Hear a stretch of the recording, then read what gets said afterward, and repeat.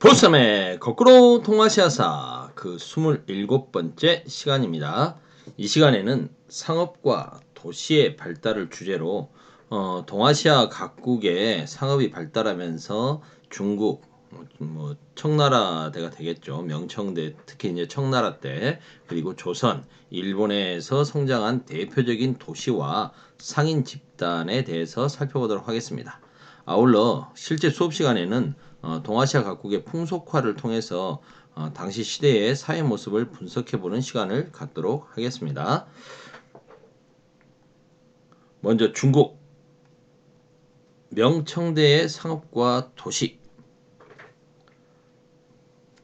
강남에서 베이징으로 쌀 운송이 활발해지면서 농산품이 전국적으로 유통됩니다. 아울러 차와 도자기의 생산과 수출이 활발해지죠.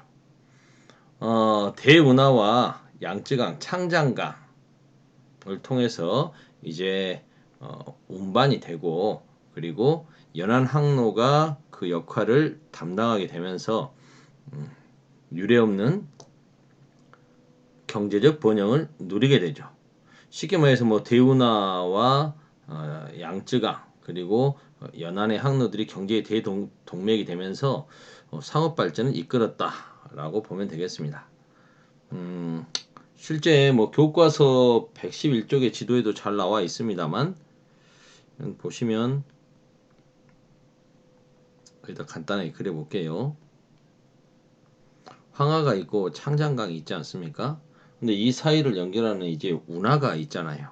운하들이 이렇게 만들어져 있는데, 이 대운하와 그리고 이 강 자체, 창장강 그리고 대운하 그리고 연안 항로들, 이런 것들을 통해서 전국적으로 상품들이 유통이 됐다라는 겁니다. 특히 중국의 수도였던 베이징 같은 경우에는 인구가 100만 명이 다 되는 최대 소비 도시였다고 합니다. 그리고 직무업의 중심지인 수저우가 이쪽 지역에 있죠. 수저우 정확한 위치로 따지면 요 강에서 요쯤 되겠네요. 수저우.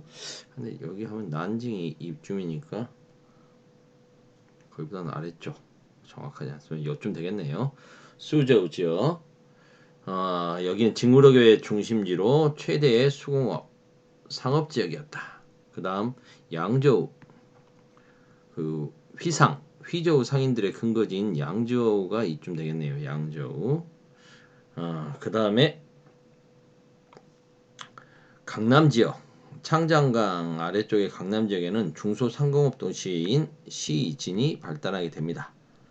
시진이라고 하는 것은 업종별로 전문화된 상공업 도시입니다. 인구가 10,000명에서 50,000명 정도. 요즘으로 따지면 뭐라고 해야 될까요? 그 지역에 가면 예를 들어 안성, 우리가 안성에 유기가 유명하다. 그 지역엔 싹 그거만 만드는 도시가 있다라는 거죠. 뭘로 유명하다 그러면 그걸 전문화되어 있는 생산, 면직업이나 견직물, 쌀, 업종별로 뭐든 좋습니다. 전문화된 형태로 발달된 상공업 도시를 시진이라고 한다.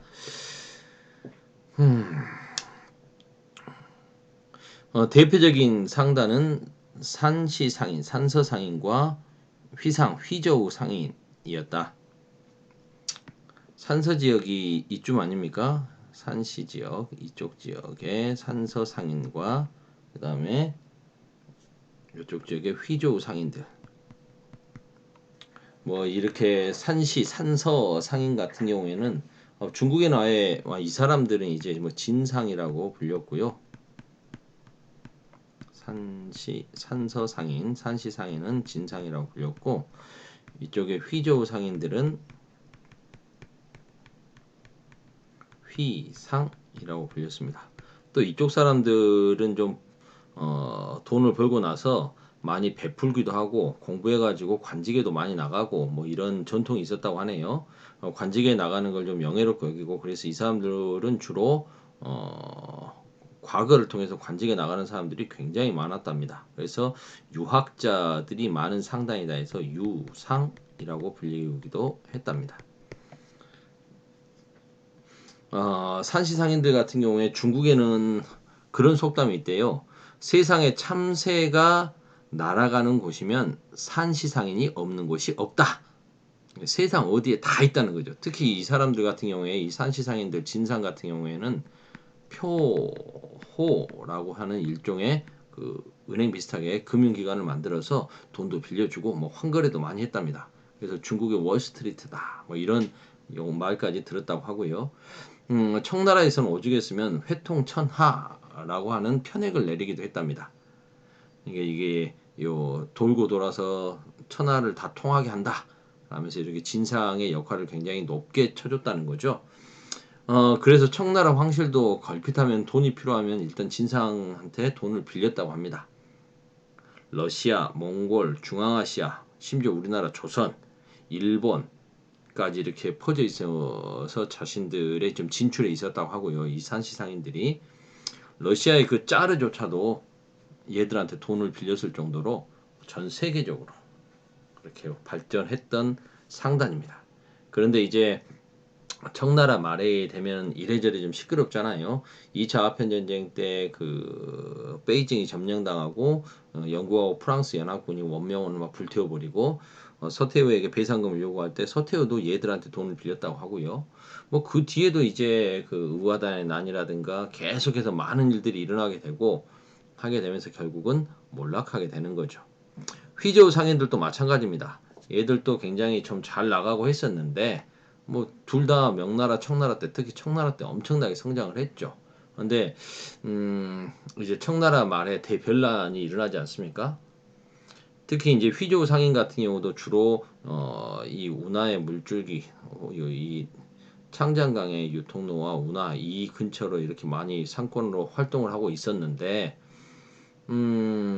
아예 그 연합군이 영국하고 프랑스 연합군이 아예 이 대운하 길목을 막아버리고 뭐 유통을 할 수가 없는 거죠. 뭐 이렇게 되니까 무너지게 됩니다. 전통적인 방식을 뭐 진상하고 휘상은 고집하고 있었는데 이들은 자신들이 축적한 자본을 확대해서 재생산하거나 하지 않고 벌어들인 돈을 은으로 바꿔서 보관해 놓는 역할 뭐 이런 것들 하고 있었는데 산업화돼 버린 그 서양의 뭐 이런 저렴한 제품들이 막 밀려 들어와 버리니까 경쟁력을 잃게 되는 거죠. 그리고 나중에 이제 청나라 정부에서도 국영은행 만들게 되고 이렇게 되면 굳이 이런 개인 상단에서 돈을 빌릴 필요가 없어지잖아요. 많은 상업은행이 생겼다는 거죠. 청나라도 망하고 중일전쟁 거치고 하게 되면서 이런 상인들은 이제 몰락하게 되는 겁니다. 그 다음은 조선. 16세기 이후 장시의 출현, 17세기 이후 포구 시장과 도시의 시장이 등장합니다.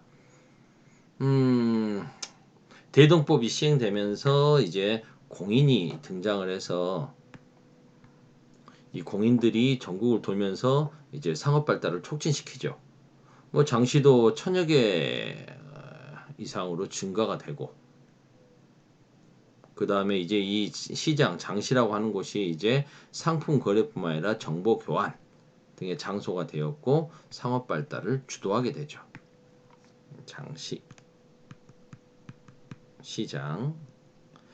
그러면서 이제 상단이 성장하게 되는데 대표적인 게 서울을 근거로 하고 있는 경강상인 경상, 그 다음에 송악 개성을 근거로 하고 있는 송상, 동네의 내상, 우주의 만상. 만주하고 거래한다 해서 만상 아닙니까? 얘들은 중국과의 그 홍삼, 중국의 홍삼 독점 판매권을 갖고 엄청나게 돈을 벌었고 내상은 일본과 거래, 중국과 거래. 송상은 이 만상과 내상을 가운데서 이렇게 중개무역을 하는 거죠. 우리나라 지도를 간단하게 그려보면 위치에서 뭐 바로 확인이 되지 않습니까? 얼른 급하게 그리려서 안 그려지네. 만상이 있고 내상이 있으면 그 중간에 송상이 중개무역을 했다. 그리고 이제 경상, 서울의 경강상인 같은 경우에는 서남해안에 해상권까지 한강을 근거로 경강이 결국 한강이잖아요. 서울에 있는 강이니까 서해와 남해까지 진출해서 미국, 소금, 어물 등을 거래하면서 엄청나게 성장을 한 거죠. 17세기 이후에 대동법이 시행되고 화폐 경제가 발전하면서 이제 인구가 증가하죠. 그러면서 많은 인구가 이제 도시로 몰려듭니다.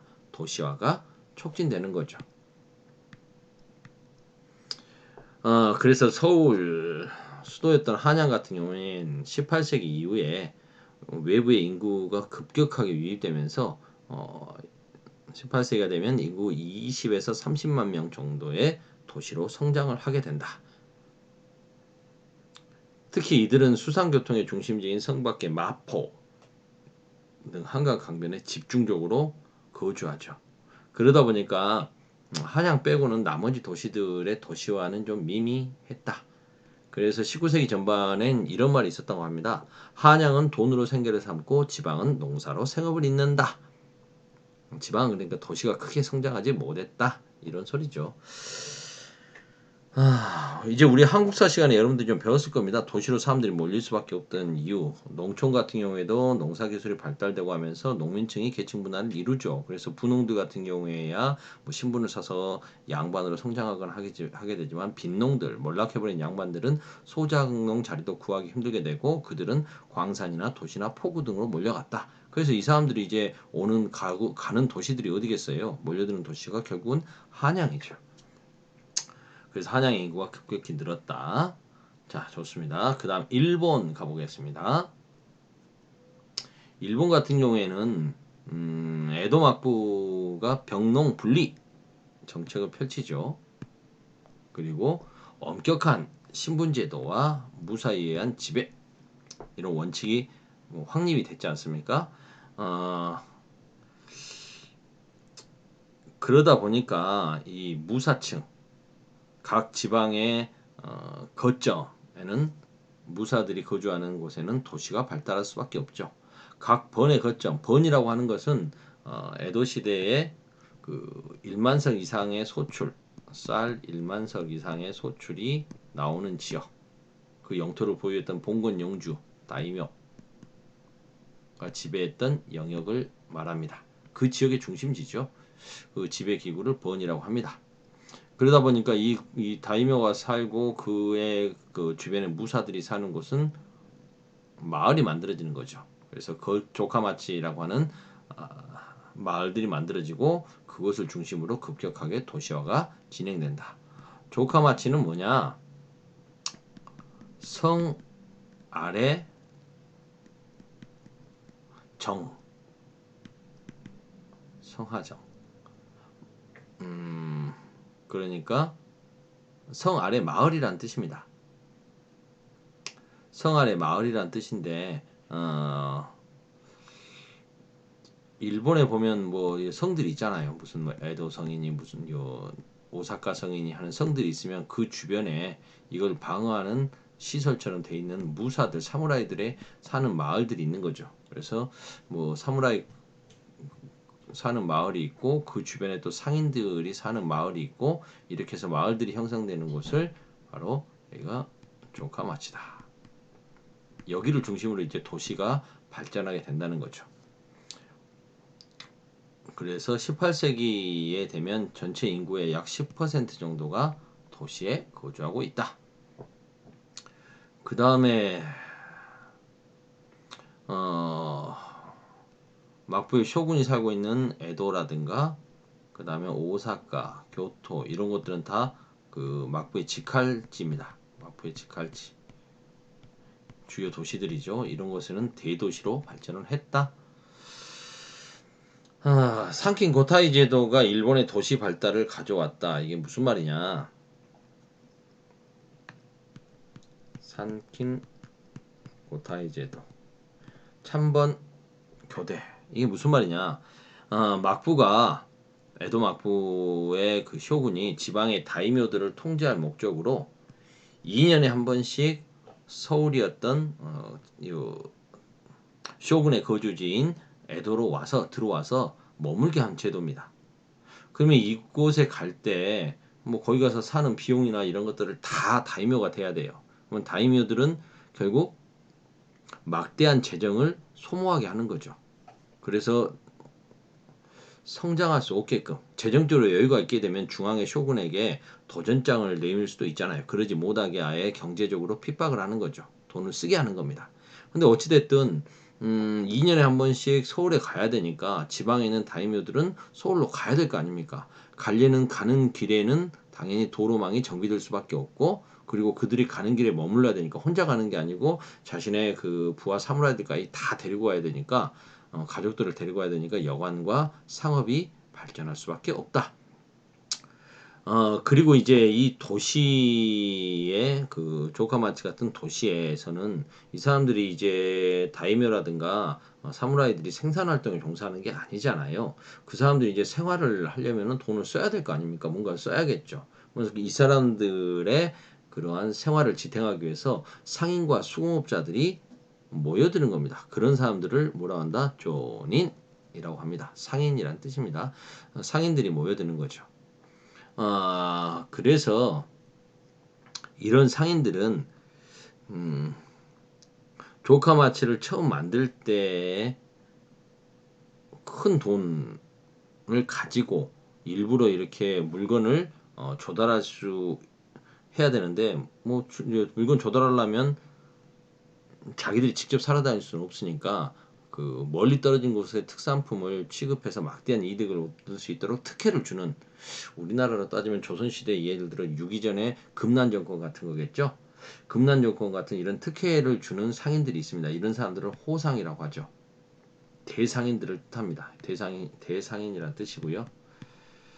이런 사람들이 있었는데 이제 점점 도시가 발달해 가니까 새롭게 출현하는 신흥 상인들이 있을 거 아닙니까? 이 사람들은 이 호상에 맞서서 자기들끼리 이제 동업조합을 만들게 됩니다. 그 동업조합을 나카마라고 한다는 거죠. 나카마는 뭐 한자는 간단하니까 한자를 써보면 중간이라고 돼 있어요. 중간, 뭐 친구처럼.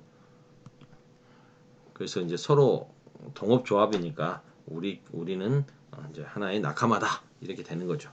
근데 이 사람들이 이제 점점점 세력이 좀 커지다 보니까 아예 독자적으로 막부와 다이묘로부터 영업 독점권을 아예 인정받은 나카마까지 성장하게 되는 거죠. 그런 이 나카마를 가부 나카마라고 했습니다. 상인들 이야기하다 보니까 뭐가 좀 많이 길어졌네요. 간단하게 끝내야 되는데 17분, 18분 가니까 어쩔 수 없습니다. 일단 끝내야겠네요. 여기서 끝!